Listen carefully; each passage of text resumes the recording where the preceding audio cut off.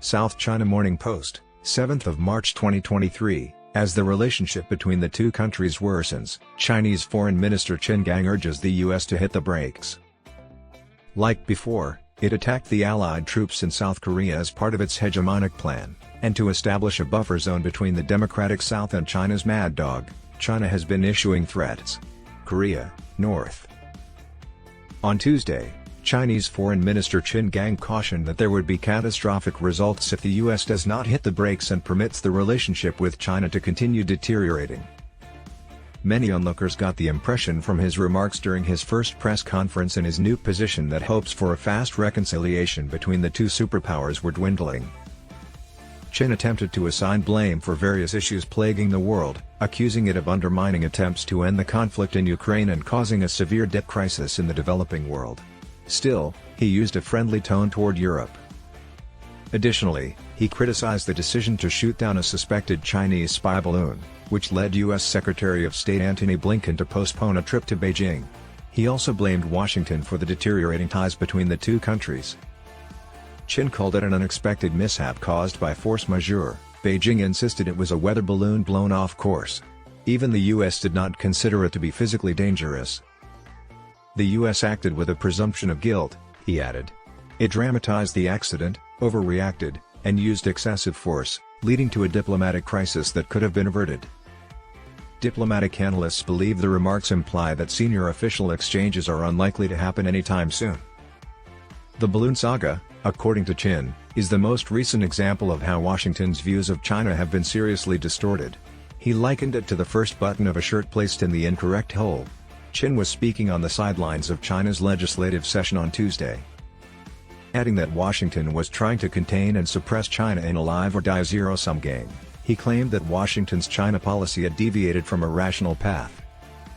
According to Qin, one party, rather than trying to outperform the other, constantly attempts to trip it up and even wants to pressure the other side into competing in the Paralympics.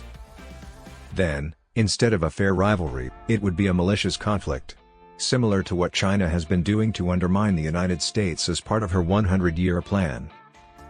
The remarks were made the day after Chinese President Xi Jinping accused the U.S. of pressuring other Western countries to implement the all-around containment and suppression of China in an address. According to state broadcaster CCTV, he added that the risks and challenges we confront will only grow and become more severe during a private meeting with business representatives. The frustration of the Chinese leadership with the state of ties with Washington is highlighted by Xi's remarks. During their in-person meeting in Bali in November, Xi and his U.S. colleague Joe Biden had agreed to establish guardrails and not seek conflict. Still, Qin said on Tuesday that the U.S. took this as meaning China should not respond when attacked, which is just impossible. He warned that no number of guardrails would be able to stop a derailment if the U.S. does not apply the brakes and keeps moving in the wrong direction. There will undoubtedly be conflict and confrontation.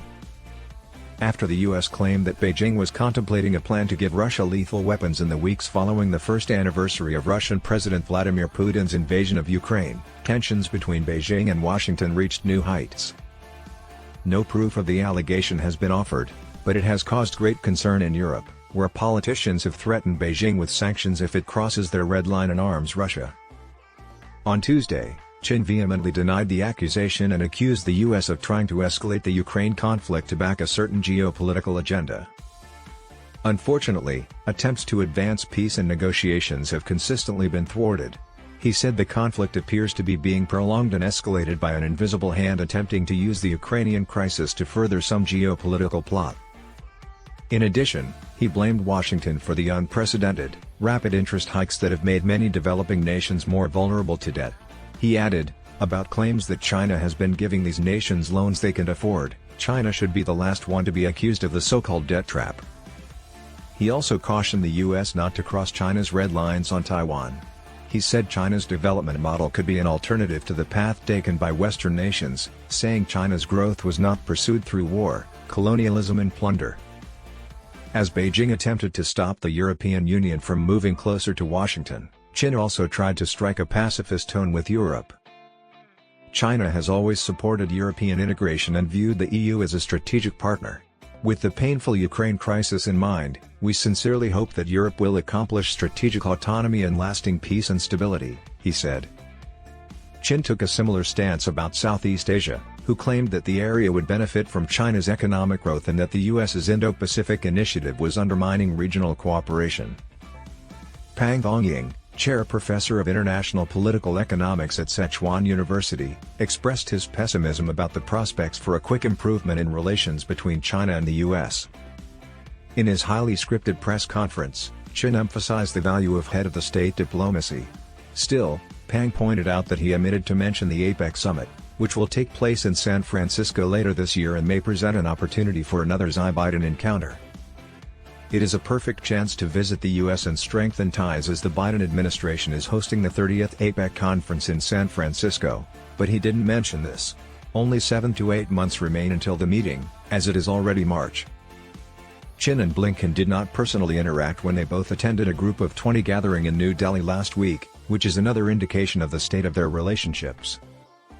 According to Dylan Low, an assistant professor at Nanyang Technological University in Singapore, Xi and Qin's most recent remarks, indicated a hardening of Beijing's stance. Low stated that both Qin and Xi's direct criticisms of the US portend a hardening of their position. It is obvious that China is now far less conciliatory compared with events post-Bali, she added. Any progress or meeting, he claimed, would be politically difficult in the current environment. The US will be understandably concerned and must consider whether stable ties coexist with vigorous competition. Although Qin, who until recently served as China's ambassador in Washington, spoke critically of the US throughout his nearly 2-hour press conference, he took a softer tone in an appeal to the American public, whom he described as just like the Chinese people, are friendly, kind, and sincere and wants a better life and a better world, in which he made a similar statement. Whenever I consider them, I am convinced that rather than US domestic politics or the hysterical neo-McCarthyism, the China-US relationship should be determined by the common interests and shared responsibilities of the two countries and by the friendship between the Chinese and American peoples.